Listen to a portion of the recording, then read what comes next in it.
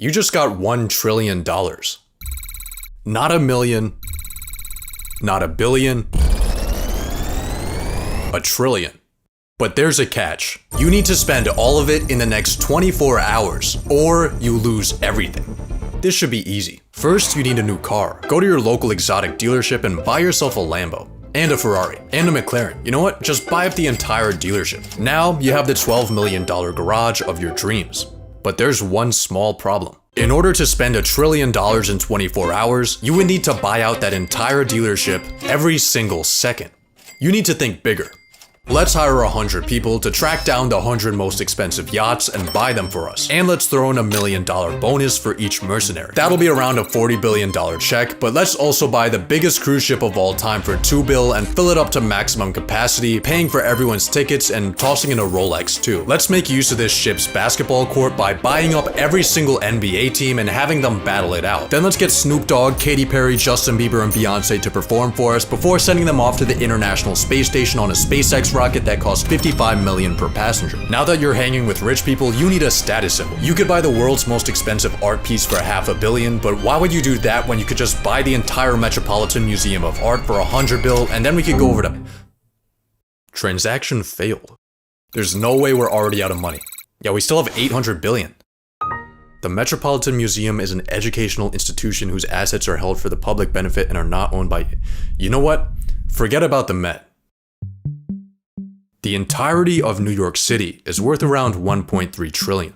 There are currently 33,210 vacant units available, so let's hire 33,000 people to snatch those up for us, and of course throw in a $100K commission. But here's something you need to think about. The most expensive real estate purchase in US history was this $240 million concrete brick. That might sound like a lot of money, but you spending $240 million is like an average person spending $60.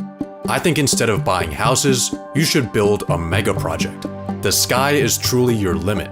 You can build your project wherever you want. If there's people in the way, buy them out with your pocket change. Or maybe try the Saudi Arabia method and relocate them into a graveyard. Actually, I think the Middle East is exactly where we need to go. So let's buy one Gulfstream G650 for each day of the year and fly across the world. Welcome to the Arabian Peninsula, where people will build literally anything. The world's biggest picture frame, the world's largest clock, the massivest cube, the tallest structure ever, man-made sinking islands shaped after the world map from memory. These are cool. Let's build an even bigger artificial island for $20 billion. Of course, we can't forget about labor cost, so for that, let's budget in $10. Then let's buy every single one of those mega projects I just showed you for a total donation of $101,292,000,000 and $10 to our Middle Eastern boys. But while you're here, take a look at the Burj Khalifa, the current tallest building in the world. If you were to stack $1 bills to the very top, the tower would be worth $7.58 million. You still need to spend 87,000 times that. A stack so high it would go past the International Space Station. If you ever want to spend this money, you need to stop thinking in real estate and start thinking in 51st state. Do you see where I'm going with this? Buy a country. In 2010, the country of Liechtenstein put itself on Airbnb at 70 grand a night. This is literally nothing. You can't be looking at countries hoeing themselves out for pennies. You need the ultimate prize. Somewhere cooler. Somewhere strategic. Let's buy Greenland. Based on the market price of its mineral reserves, the world's biggest island has a price tag of around $200 billion. We can afford that, but there's one small thing in our way. During Trump's first term, when he proposed the conquest of Greenland, the country dismissed the idea as completely ridiculous and firmly stated that Greenland is not for sale. Huh. Let's buy an F-35 for $80 million. Fuck it. 2 F-35s. 3. 10, 100, 2 aircraft carriers, 3 destroyer ships, 1 ballistic missile submarine, 57,000 Blackwater soldiers, 1 for every citizen of Greenland. Now we have a $50 billion makeshift military, and it looks like Greenland's for sale after all. But by this point in your trillionaire spending spree, people are starting to take notice. Your exploits might not have hit TikTok yet, but rumblings are beginning behind closed governmental doors. Luckily for you, there's not much politicians can say once you own them. Buy a politician. We got Trump here for $1.5 billion. Kamala is almost $2 billion, but you do get a free Joe Biden. Let's buy up both of those and every sitting member of the Senate and House for a grand total of $7.2 billion for the entirety of American politics. This is a great deal, but there's a catch. Money influences politics, but it doesn't always decide it. I mean, look at the presidential race. Democrats outspent Republicans and still lost because $2 billion can't buy aura. More recently, Elon dropped millions of dollars campaigning for an election in Wisconsin, only to find out that shit no longer works when everyone hates you. Even BlackRock doesn't always get what they want.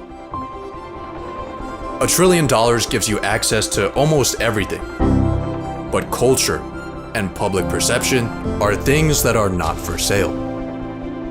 Just kidding. Let's buy every single media company. The Washington Post, Time Magazine, the New York Times, Comcast, Fox. Global ad spend for an entire year is around $1 trillion. That averages to $3 billion a day. So let's run 1 week straight of propaganda and we should be good. But if you're still getting heat, there's one final method you can use. A donation a day keeps the guillotine away. It's time for philanthropy. There are a lot of causes to choose from, but you should start off with the people most in need. The US government. America is currently $36 trillion broker than a homeless person. That number is increasing by $2 trillion a year. Luckily, we now have you. $220 billion honestly isn't gonna do much, but it's definitely gonna help. Assuming, of course, that the US government efficiently manages a $250 billion cash injection. You might be wondering how you're gonna send the money. And the answer is pay.gov, an official website where you can make donations to the US government to reduce the public debt. So let's just enter in your $220 billion right here and... Well, turns out the maximum amount the Treasury accepts is only $1 million. You just bought the government a bag of screws from Lockheed Martin. Maybe your money will put a bigger dent into medical debt. See, unlike the government, broke people dying of cancer aren't allowed to print more money to pay off their crippling obligations. Instead, their unpaid debts get sold off to collections for pennies on the dollar. But because of this discount, charities like Undo Medical Debt can erase $100 worth of debt for every $1 donation they receive. And with that ratio, you could wipe out all the medical debt in the US for just $2.2 billion. But what about world hunger? The UN estimated it would take $40 billion each year to end world hunger by 2030. We could afford that. Next, how about we help out malnourished and starving college students? Student loan debt in the US totals $1.777 trillion, with the government loaning out $87.2 billion a year. But before we try to attack this, there's a slight problem. Once universities catch wind that trillionaire Jesus is bailing out their victims, they'll probably just jack up their prices. On top of that, paying off loans might be seen as unfair to older generations who had to pay their way through college and pick themselves up by their bootstraps. Turns out philanthropy isn't as easy as it seems. It's not easy. Building Amazon was not easy. Philanthropy is very similar. It's really hard. I agree with Jeff here. Let's just buy another $500 million yacht. That's enough philanthropy for today. You still have $60 billion left, and I think I know how to spend it. It might be semi-cheating, but hear me out. 37% of Americans can't afford an unexpected purchase over $400. Being a trillionaire, your passive income earns you $400 every 0.126 seconds. The median net worth under 35 is $39,000. As a trillionaire, you could exchange your toilet paper with rolls of $39,000 bills for your entire lifetime and it wouldn't put a dent in your finances. $1 trillion gives you horizons incomprehensible to the normal paycheck-to-paycheck living human. Even after your spending spree, you still have so much money left that it gives you too many options. You could launch space programs, clean up the ocean, fund institutions. 24 hours just isn't enough time for this much fun. So let's buy more time. Make yourself a trust and safely store your money in it. Now, all of those humanity-shifting endeavors, you can sleep on them, on the world's most expensive bed.